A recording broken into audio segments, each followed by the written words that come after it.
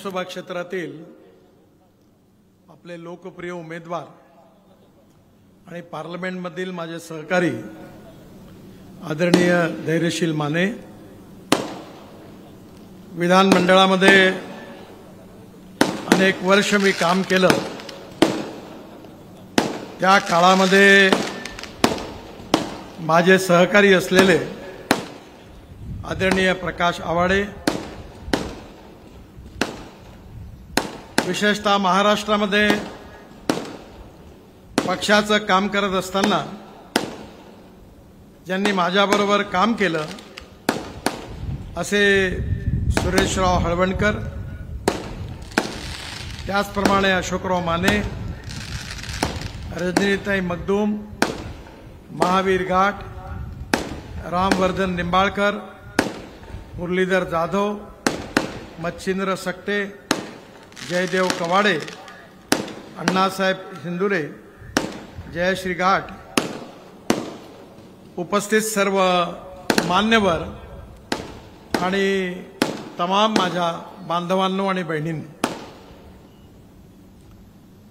आपल्या सगळ्यांच्या समोर अनेक वक्त्यांची भाषणं झाली आणि विशेष रूपाने त्यांनी या निवडणुकीच्या संदर्भामध्ये असणाऱ्या विषयावर आपल्या समोर समर्पक अशी माहिती दिली। खरं म्हणजे हा लोकशाहीचा उत्सव आहे। आपण जगातली सगळ्यात मोठी लोकशाही केवळ नाही तर आपण मदर ऑफ डेमोक्रेसी आहोत आणि त्यामुळे या उत्सवामध्ये आपल्या सगळ्यांना विचार करून योग्य ठिकाणी आपलं मत द्यायचं आहे, कारण हे मत आपल्या देशाच्या भविष्याचा निर्णय करणार आहे। ही जी निवडणूक आहे ही धैर्यशील माने किंवा नितीन गडकरी किंवा अन्य जे उमेदवार ठिकठिकाणी लढत आहेत त्यांच्या भविष्याचा फैसला करणारी निवडणूक नाही आहे।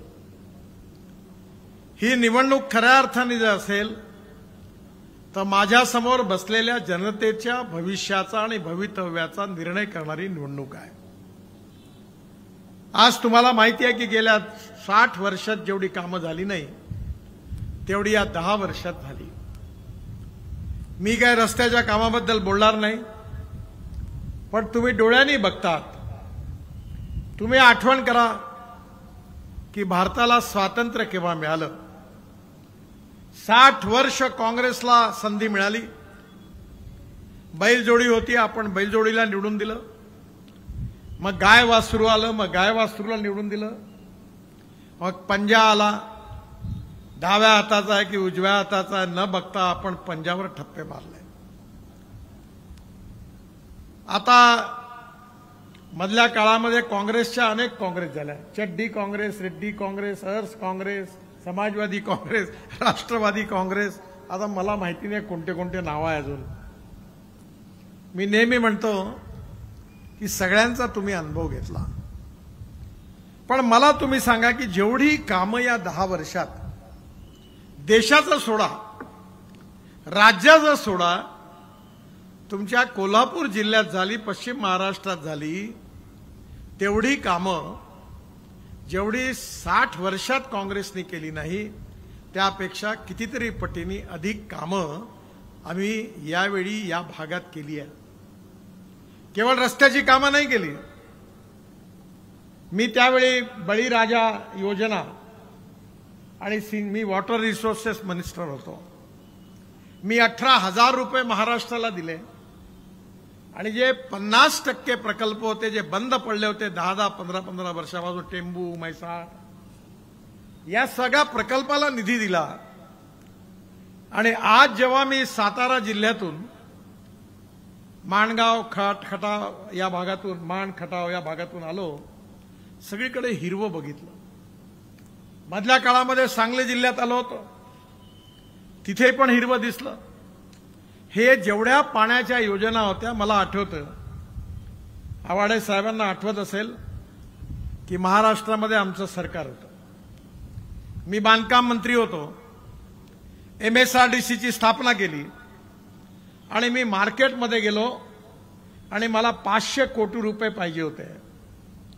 मी धीरूभाई अंबानींचं रिलायन्सचं टेंडर मुंबई पुणे एक्सप्रेस हायवेचं रिजेक्ट केलं होतं. मला सगळ्यांनी सांगितलं तुम्हाला पैसे नाही मिळणार. मी म्हटलं ठीक आहे, प्रयत्न करू. आणि पहिल्यांदा जेव्हा मी मार्केटमध्ये गेलो, 500 कोटी रुपयाचा बॉन्ड इश्यू सबस्क्राईब झाला. आम्हाला 1200 कोटी रुपये मिळाले.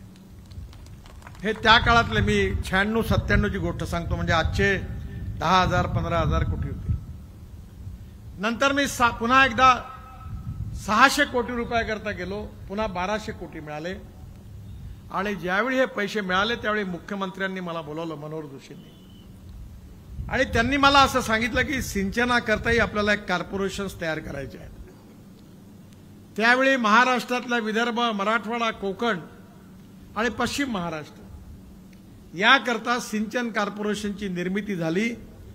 त्याचं पूर्ण संविधान लिहिण्याचं सौभाग्य मला मिळालं आणि त्याकरता पैसा उभा करण्याचं जबाबदारी पण मनोहर जोशींनी माझ्यावर टाकली. नंतरच्या काळामध्ये म्हैसाळ असेल, टेंभू असेल, अशा अनेक योजना बंद पडल्या. आणि त्या बंद पडल्या ज्यावेळी मी वॉटर रिसोर्सेस मंत्री होतो, तेव्हा देवेंद्रजी माझ्याकडे आले आणि त्यांनी म्हणाले, नितीनजी याच्यावर तुम्ही काहीतरी मार्ग काढा. मी 2 योजना तयार केल्या. एक प्रधानमंत्री सिंचाई योजना होती ती, आणि बळीराजा योजना. आणि ह्या सगळ्या प्रकल्पाला पैसे दिले. कमीत कमी पश्चिम महाराष्ट्रात 6 लाख हेक्टर जमीन पाण्याखाली आली. आणि आज मी जेव्हा लातूरवरून हेलिकॉप्टरनी येत होतो तर मोबाईल फोनवर लोकेशन बघून कोणत्या ठिकाणी पाणी आहे, कोणत्या ठिकाणी नाही आहे बघत होतो. मला अतिशय आनंद झाला की सातारा जिल्ह्यातला दुष्काळी भाग, सांगली जिल्ह्यातला दुष्काळी भाग आणि कोल्हापूर जिल्ह्याला लागून असलेल्या सगळ्या भागामध्ये हिरवं चित्र दिसलं. याचा मला खूप आनंद झाला. खरं म्हणजे ही सगळी कामं जी झाली याचं श्रेय आम्हाला नाही आहे. मी ज्यावेळी मंत्री होतो तेव्हा मनोहर जोशी साहेबांनी महाबळेश्वरला कॅबिनेटची मीटिंग घेतली होती. त्यावेळी मी मुंबईवरून महाबळेश्वरला यायला निघालो आणि यायला निघाल्यानंतर खंबाटकी घाटात एक टँकर उलटा झाला आणि मी 8 तास खंबाटकी घाटामध्ये उभा राहिलो. मला लक्षात नाही आलं की या घाटामध्ये किती लोकांना त्रास होतो आहे. मी लगेच सांगितलं की उद्या सकाळी 9 वाजता महाबळेश्वरला चीफ इंजिनियर आणि किर्लोस्कर कन्सल्टंटचे त्यावेळी एक प्रमुख होते पुण्यातले. मी सगळ्यांना म्हटलं महाबळेश्वरला या. आणि त्यांनी मला मी आल्यावर विचारलं की हा रस्ता मोठा का होत नाही, लोकांना त्रास होतो, तुम्ही काय केलं?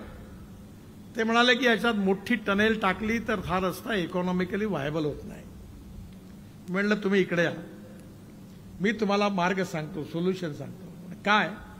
म्हणलं हा जुना रस्ता आहे, हा जाण्याकरता ठेवा आणि टनेल छोटी बनवा, म्हणजे कॅपिटल कॉस्ट कमी लागेल आणि हा रस्ता होईल. मी पहिल्यांदा खंबाटकी घाटातली ती टनेल तयार केली, एक रस्ता जाण्याकरता, एक रस्ता येण्याकरता.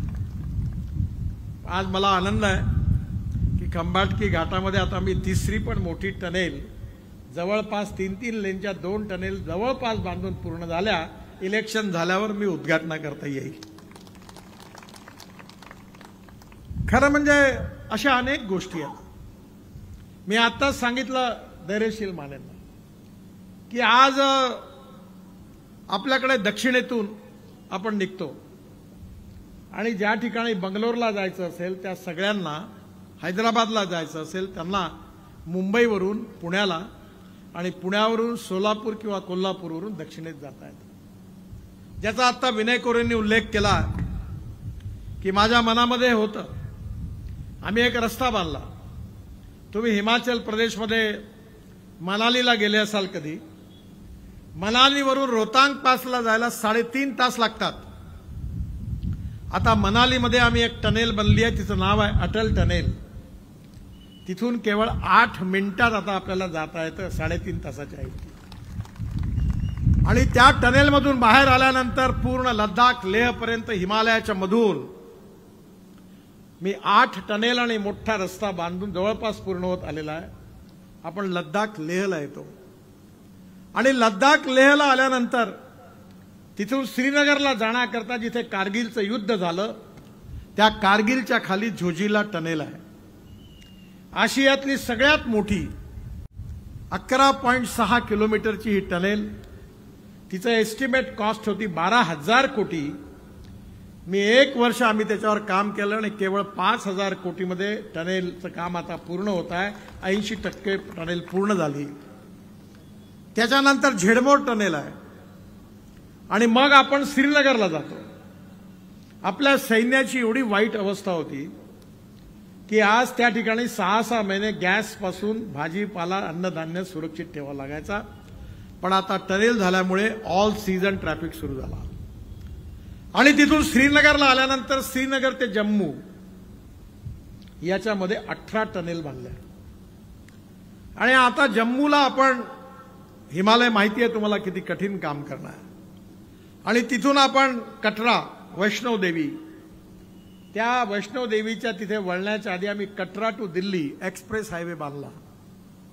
जवळपास काम पूर्ण होत आलेलं आहे आणि कटऱ्यावरून अमृतसर, अमृतसरवरून दिल्ली आणि दिल्लीवरून दिल्ली मुंबई एक्सप्रेस हायवे आणि दिल्ली मुंबई एक्सप्रेस हायवेने डायरेक्ट सुरत पर्यंत येणार आहे आणि सुरतवर आल्यानंतर तिथून आम्ही नवीन ग्रीन अलाइनमेंट तयार केली आहे, नवीन हायवे बांधला आहे।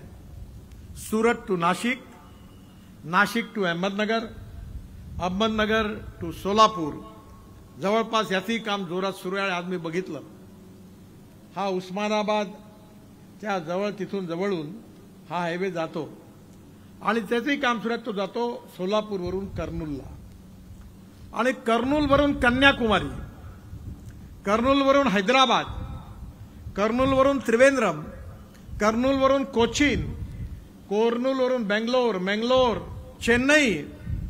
म्हणजे आता ज्याला दक्षिणेत जायचं आहे दिल्लीतून, उत्तर भारतातून, त्याला मुंबईत किंवा पुण्यात येण्याची गरज नाही, सोलापूर आणि कोल्हापूरला येण्याची गरज नाही, कारण तुमच्या या रोडवर खूप ट्रॅफिक आता जाम झाला आहे, खूप ऍक्सिडेंट होतात। हा ट्रॅफिक तिकडल्या तिकडे निघून जाणार आहे।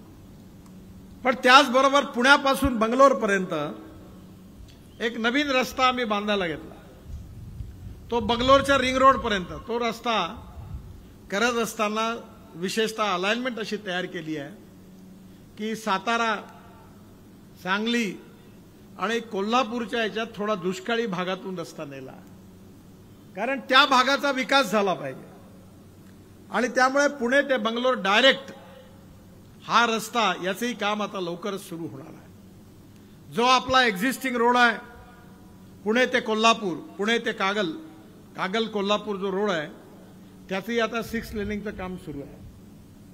बरेचसे अंडरपास, ब्रिजेस अनेक सुचवले आहेत सगळ्यांनी, महाडिक, माने साहेबांनी सगळ्यांनी सगळे मंजूर केले आहेत आणि त्यानंतर कोल्हापूरला आणून पुण्याला जाणं सहज शक्य आहे आणि पुण्याचा 17,000 कोटी रुपयाचा रिंग रोड तयार होत आहे आणि मी पुणे ते औरंगाबाद हा एक्सप्रेस हायवे बांधतोय।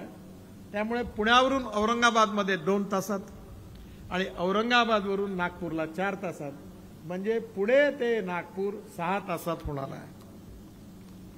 हे सांगितल्यावर लोकांना विश्वास नाही बसत, पण आज म्हैसूर ते बेंगलोर 3.5 तास लागायचे, आता 50 मिनिटं लागतात। चेन्नई ते बेंगलोर 8 तास लागायचे, आता 2 तासात होणार। पुणे ते मुंबई, दिल्ली ते जयपूर 7 तास 6 तास लागायचे, आता 2 तासात होणार। विशेषतः दिल्ली ते मेरठ या ठिकाणी जाण्याकरता 4.5 तास लागायचे, आता 45 मिनिटात झाले आणि आता नवीन रस्ता बांधलाय दिल्ली टू डेहराडून 2 तासात, हरिद्वार 1.5 तासात। तर मी आता डेहराडूनला गेल्यावर तिथल्या मुख्यमंत्र्यांनी सभेत सांगितलं कि नितिन जी हमारा देहरादून बहुत इंपॉर्टेंट है, रोज दिल्ली से 12 फ्लाइट्स आती है। मैंने बोला आप चिंता मत करो, दिसंबर के बाद एक भी फ्लाइट नहीं आएगी, सब बंद हो जाएगी, कारण 2 तासात दिल्ली डेहराडून होणार आहे। असे देशात अनेक मार्ग झाले। काश्मीर ते कन्याकुमारी हा मार्ग तयार झालेला आहे आणि ज्याच्यामुळे काश्मीर ते दिल्ली ते चेन्नई डिस्टन्स हे जवळपास 320 किलोमीटर कमी झाला आहे। पण मला माहिती आहे की तुमच्या सगळ्यांचा आत्मा पाण्यात आहे. मला कोल्हापूर जिल्ह्यामध्ये असं नेहमी वाटायचं की या जिल्ह्यामध्ये खूप सगळीकडे हिरवं हिरवं दिसतं, हा जिल्हा खूप प्रगती करून राहिला. पण मला मागच्या वेळी कर्नाटकमध्ये बेळगाव जिल्ह्यात फिरायची संधी मिळाली, तेव्हा लक्षात आलं की बेळगाव याच्याही पुढे आहे. तिथे खाली उसाशिवाय काही दिसतच नाही. आणि साखर कारखान्याने इथली इकॉनॉमी बदलवली आहे. मला माहिती आहे की अनेक वेळा आपल्या इथे कृष्णा नदीमध्ये महापूर येतो आणि नुकसान. मी वॉटर रिसोर्सेस मंत्री असताना मी 48 नदीजोड प्रकल्प तयार केले. आणि विशेषतः डॉक्टर रावसाहेबांनी जुन्या काळामध्ये जे तयार केलं गंगा कावेरी, त्याच्यामध्ये आंध्र प्रदेशमध्ये एक पोलावरम नावाचं 60,000 कोटीचं धरण मी मंजूर केलं. बरंचसं काम झालं. आणि पोलावरम धरण बांधल्यानंतरही 1300 TMC पाणी हे आपलं समुद्रात निघून जातं.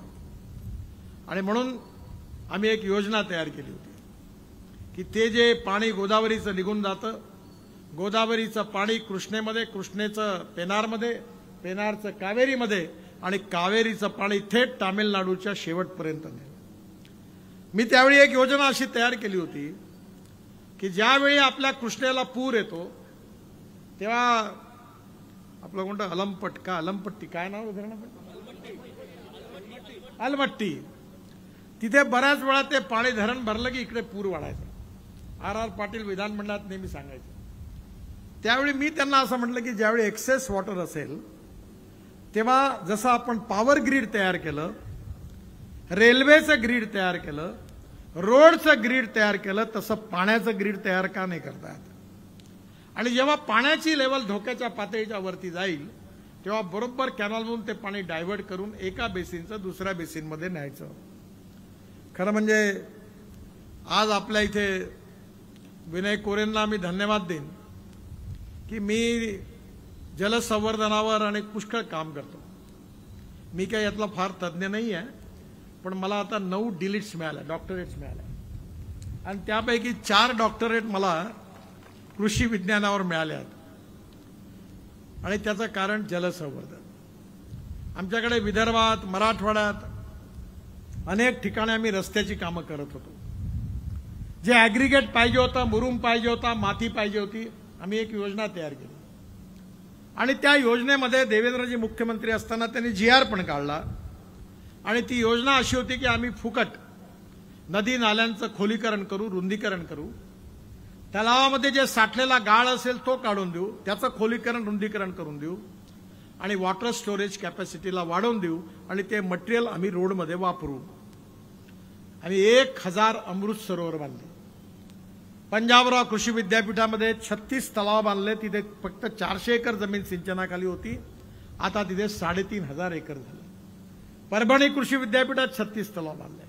बुलढाणा, वाशिम, अकोला या जिल्ह्यात खूप, खरं म्हणजे बुलढाणा जिल्ह्यात 19% जे सिंचन होतं ते 47%वर गेलं. 22,000 विहिरी चार्ज झाल्या. आणि त्यामुळे मी सातत्याने प्रचार करत होतो की धावणाऱ्या पाण्याला चालायला लावा, चालणाऱ्या पाण्याला थांबायला लावा आणि थांबलेल्या पाण्याला जमिनीला प्यायला लावा. गावातलं पाणी गावात, घरातलं पाणी घरात, शेतातलं पाणी शेतात. आणि अशा अनेक योजना झाल्या. माझ्या स्वतःच्या शेतीत मला फायदा झाला. ती 60 एकर शेती आहे, 3 विहिरी आहेत. पण आमच्या गावात काय प्रॉब्लेम माहित नाही. MSCBची कधी वीज 1 तासाच्या वरती राहतच नाही. त्यामुळे प्रॉब्लेम तुमच्याकडे येत असेल चांगली. 7 विहिरीला नदी नाल्याचं खोलीकरण केलं, विहिरींना पाणी आलं. आणि आता माझ्याकडे 7.5 हॉर्स पॉवरचे 3 पंप आहे, 8 तास चालतात आणि 60 एकर जमीन पूर्ण पाण्याखाली आली. मी 3 साखर कारखाने चालवतो, पण तुमच्यासारखं नाही आहे. तुमच्या इथे साखर कारखाने चालवणं फार सोपी आहे, कारण पश्चिम महाराष्ट्रात साखर कारखाना चालवणं म्हणजे मेरिटमध्ये आलेल्या विद्यार्थ्यांची शाळा आहे. आणि मराठवाड्यात चालवणं म्हणजे फर्स्ट क्लासमध्ये पास झालेल्यांची शाळा आहे. आणि विदर्भामध्ये म्हणजे 100% जे नापास झाले त्यांची पुन्हा रिॲडमिशन करून त्यांना शिकवण्याचा प्रकार म्हणजे आमची शाळा आहे. 22 कारखान्यांनी दिवाळं पिटलं. आमच्याकडे कारखाना यशस्वी नाही. आता मी 3 चालवतो, त्याचं दुःख मलाच माहिती आहे.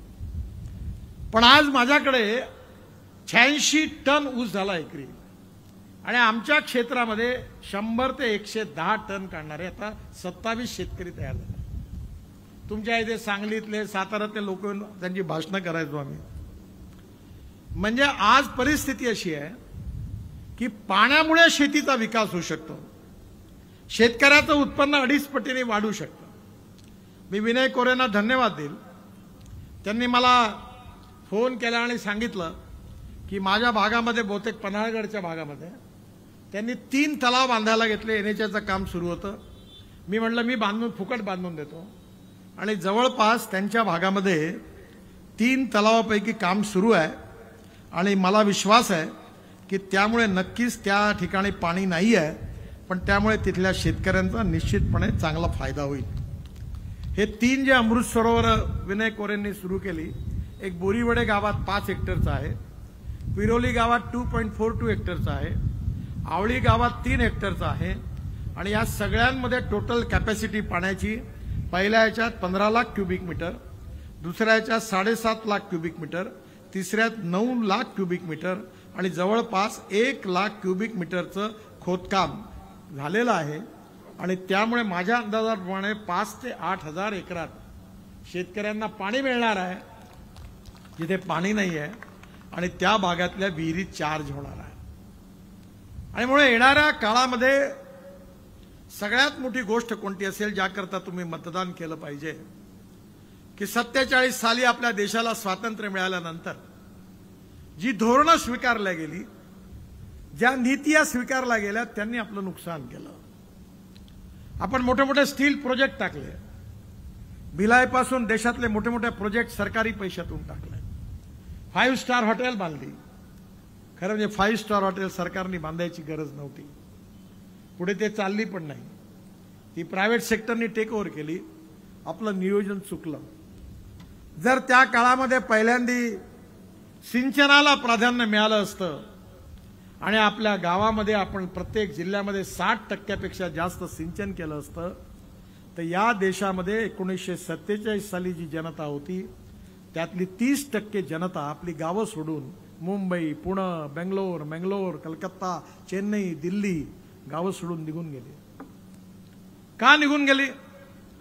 कारण गावात जायला रस्ता नव्हता, गावात प्यायला शुद्ध स्वच्छ पाणी नव्हतं, गावामध्ये शाळा नव्हती, शाळेची बिल्डिंग होती तर शिक्षक नव्हते, शिक्षक होते तर बिल्डिंग नव्हती, 2 होतं तर विद्यार्थी नव्हते आणि 3 होतं तर शिक्षण नव्हतं. दवाखान्याची हालत अशीच.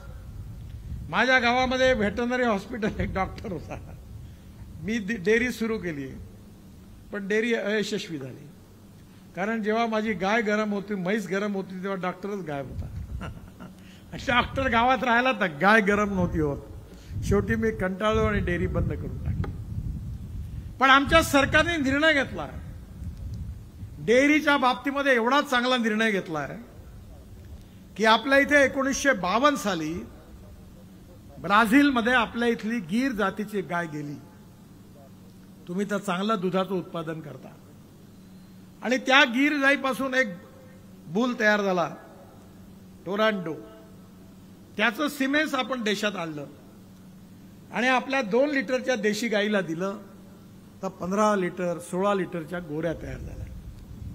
पण आता भारत सरकारने एक नवीन पॉलिसी आणली आहे. ती पॉलिसी आली आहे की जशी बेटी बचाव अभियान होतं तसं आता गोरी बचाव अभियान करायची गरज नाही.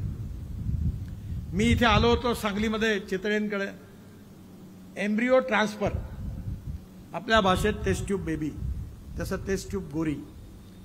आणि आता आपण अशी टेक्नॉलॉजी आणली आहे जे सेंटर देशात प्रत्येक जिल्ह्यात उघडण्याचं धोरण भारत सरकारने स्वीकारलं आहे की प्रत्येक ठिकाणी आता आपण ज्या सांडाचं सिमेंस वापरणार आहोत त्याच्या आईचं दूध कमीत कमी 50 लिटरच्या वरती असेल, त्या देशी गाईचा तो सांड असेल त्याचं आपण सिमेंस आणणार, आपल्या 2 लिटरच्या गाईला देणार, गरज असेल तर एम्ब्रिओ ट्रान्सफर करणार आणि त्यातून 100% गोरीच होईल आणि जी गोरी होईल ती 20 ते 25 लिटरची होईल प्रत्येक गाय, देशी गाय.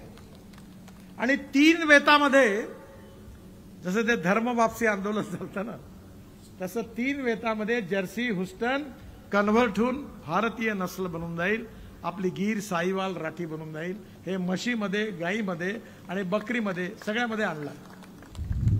याच्या सेंटरचं पहिलं उद्घाटन महाराष्ट्र सरकारच्या वेटरनरी युनिव्हर्सिटीच्या नागपूरमध्ये आम्ही सेंटर सुरू केलं. दुसरं सेंटर, मी तिन्ही सेंटरचे उद्घाटन करायची संधी मला मिळाली. आपण चितळेंचं सेंटर मी पवार साहेब असताना आम्ही त्यांचं केलं. तिसरं बारामतीला पवार साहेबांनी टाकलं. आणि आता भारत सरकारने पॉलिसी आणली आहे की आता प्रत्येक जिल्ह्यामध्ये असे सेंटर आपण उघडणार आहे आणि प्रत्येक जिल्ह्यामध्ये देशी गाय राहील आणि ती 20 ते 25 लिटर दूध देणारी खात्रीने राहील.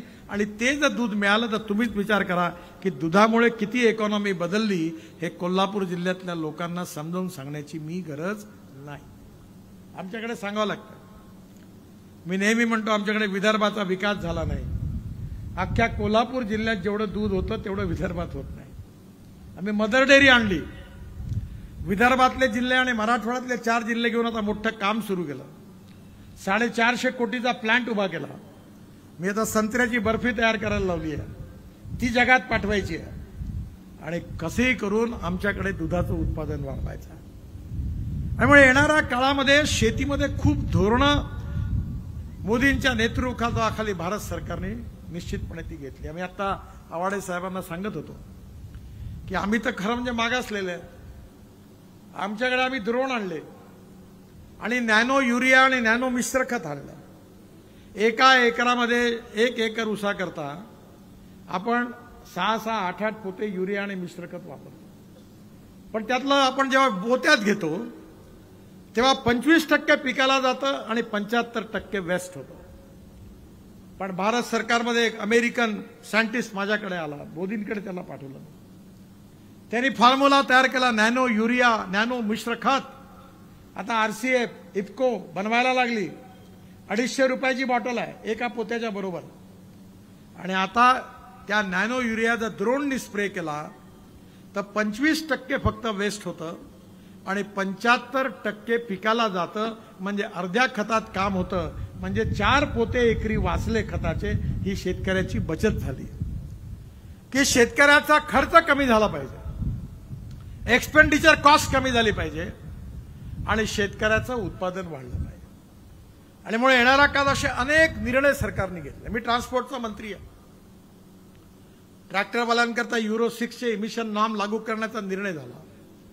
सगळे ट्रॅक्टर कंपनीचे मालक माझ्याकडे आले आणि त्यांनी मला सांगितलं की साहेब हे लावाल तर ट्रॅक्टरची किंमत 1 लाख रुपयांनी वाढेल, शेतकऱ्यावर भुर्दंड पडेल, तुम्ही हे लावू नका. म्हटलं माझी एक कंडिशन आहे की तुम्ही इलेक्ट्रिकवर चालणारा ट्रॅक्टर तयार करा. तुम्ही फ्लेक्स इंजिनचा पेट्रोल इंजिन तयार करा, फ्लेक्स 100% इथेनॉलवर चालणारं तयार करा. आणि तणसापासून, पराठ्या तुराट्यापासून बायो CNG तयार करता येतं, ते तुम्ही CNGचं ट्रॅक्टर तयार करा आणि हायड्रोजनवरचं ट्रॅक्टर तयार करा. तुम्ही जर मार्केटला लॉन्च केलं तर मी माझं प्रपोजल विड्रॉ करतो. माझ्याकडे CNGवर चालणारा ट्रॅक्टर आहे. डिझेल करता 1,15,000 रुपये वर्षाचे खर्च व्हायचे, आता 50,000 रुपयामध्ये काम होतं. आता इलेक्ट्रिक येणार आहे. मला 2 कंपन्यांनी वेळ मागितले की इलेक्ट्रिकचा ट्रॅक्टर लॉन्च करायचा. इलेक्ट्रिकचा ट्रक आला ना. मी तर पुण्यापासून कोल्हापूरपर्यंत एक प्रपोजल अजून काही फायनल नाही झालं पण तयार केलेलं आहे. ते आहे की इलेक्ट्रिक केबल, ट्रॉली बस, 3 बसेस जोडून ट्रॉली बसनी पुण्यावरून निघाल आणि त्या बसची स्पीड 100 ते 120 किलोमीटर प्रति घंटा राहील. आणि त्या बसमध्ये बिझनेस क्लास राहील आणि इकॉनॉमिक क्लास राहील. एअर कंडिशन बस राहील, समोर लॅपटॉप राहील, एअर होस्टेस सारखी मुलगी राहील, आलूबोंडा काय पाहिजे असेल तुम्हाला तो खायला मिळेल, चहा कॉफी मिळेल, जशी आपल्या गाड्यांमध्ये सुविधा असेल.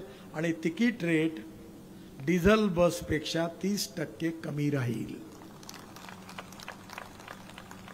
सगळं शक्य आहे. खरं म्हणजे मी आपल्याला विनंती करेन की मी पाण्यावर उतरणारं विमानं सुरू केली. मी मुंबईच्या समुद्रात उतरलो. ते विमान घेऊन मोदीजी गुजरातमध्ये उतरले. आणि एवढंच नाही तर आपल्या देशामध्ये जर आपण एअरपोर्टच्या ऐवजी तलाव वापरले आणि आपले धरणं वापरली तर आपल्या इथे वॉटर ट्रान्सपोर्ट करता आपल्याला विमान, आपले पाण्याचे विमान, उतरणारे विमान जर उतरले तर केवढी टेक्नॉलॉजी बदलेल. आम्ही ती योजना आणली आता की त्याकरता स्वस्तात तिकीट होणार आहे. आणि आता कोल्हापूरच्या तलावातून उडले की नागपूरच्या तलावात उतरता येईल, नाहीतर अकोल्याच्या विमानतळावरही उतरता येईल अशी व्यवस्था होईल. मी स्वप्न नाही सांगत आहे बरं, मी स्वप्न दाखवणारा नेता नाही. मी जे बोलतो तेच करतो, जे करतो तेच बोलतो. आणि पत्रकारांना सांगतो नेहमी की मी सांगितलेली एखादी गोष्ट झाली नसेल तर तुम ब्रेकिंग न्यूज लगा देना, कोई माइकल लाल नहीं लगा सकता. मैं डंके की चोट पर कहता हूं कि कोई नहीं लगा सकता क्योंकि ये हो सकता है. आणि हे सगळं मोदीजींच्या नेतृत्वाखाली आमच्या सरकारने केलं.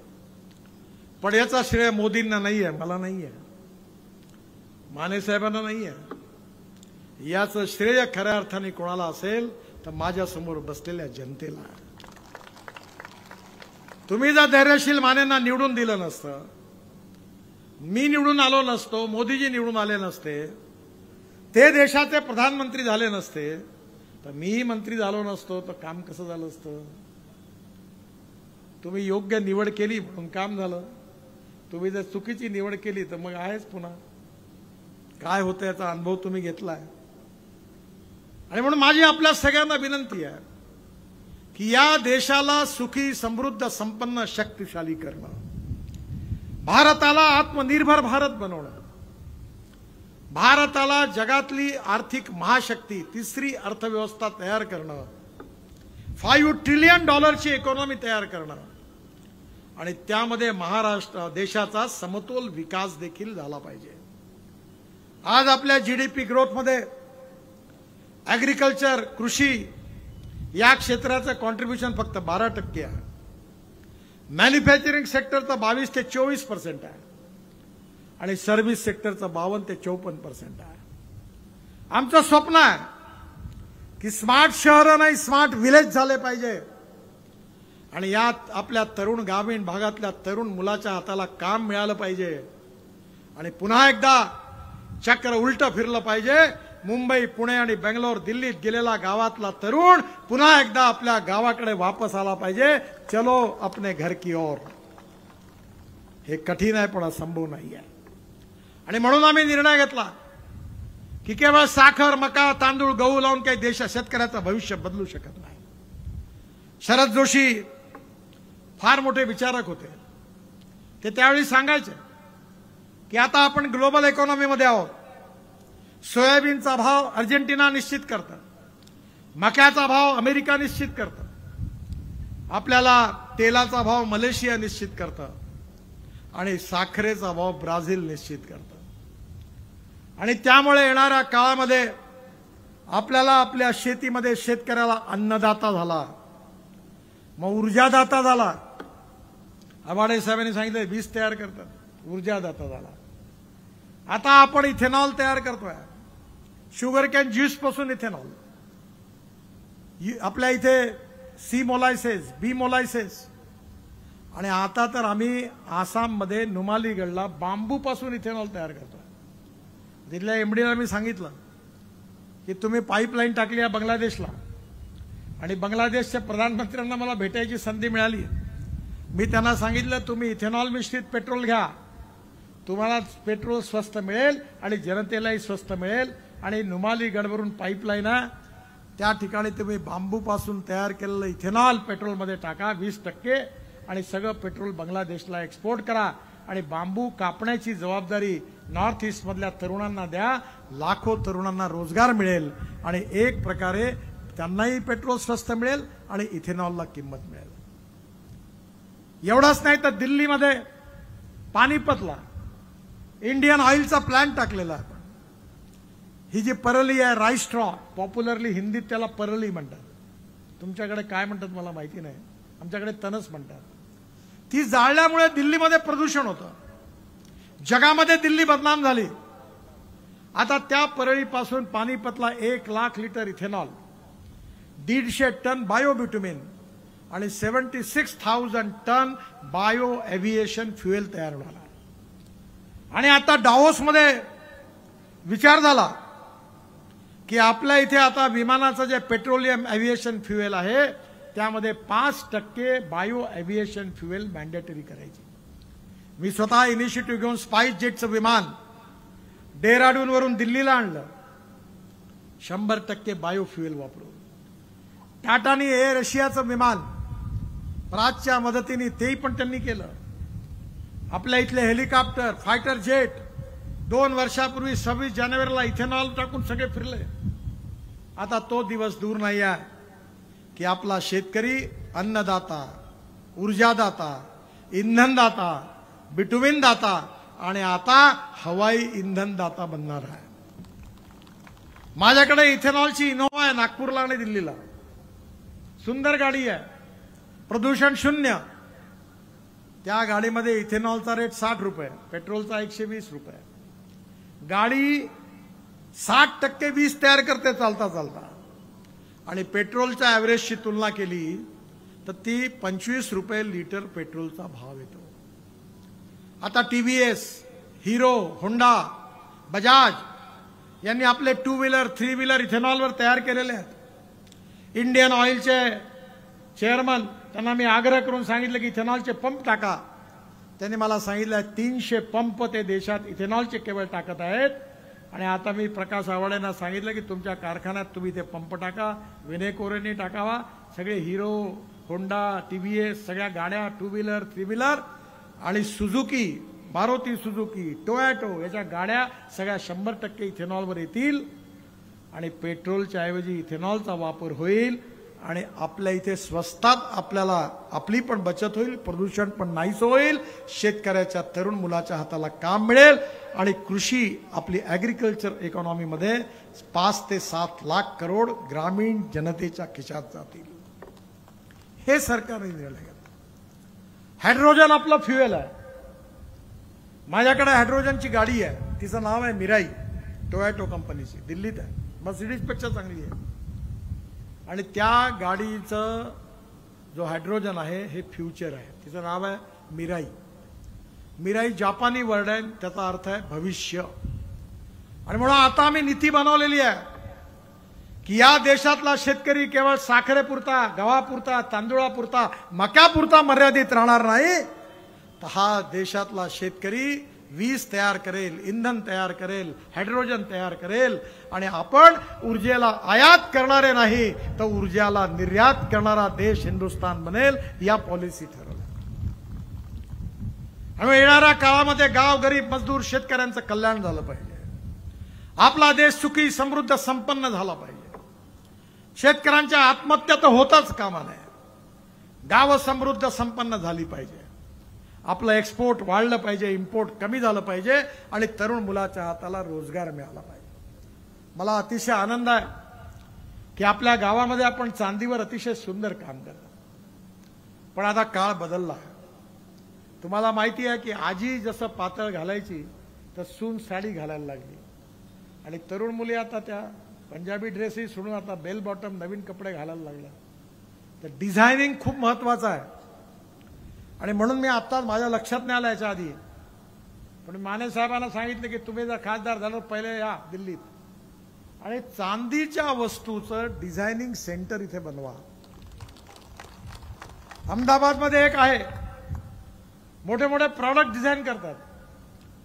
आनंद महिंद्र म्हणून एक उद्योगपती आहे महिंद्रचे, ते एकदा माझ्याकडे आले, मी गमतीने म्हणलं आनंद आप एक काम करो कि आपकी जीप बेचने के बाद अमृतांजन की बोतल भी दे दो, इतने धक्के लगते हैं। मतलब क्वालिटी, तुम कॉस्ट सेंट्रिक हो, क्वालिटी सेंट्रिक बनो।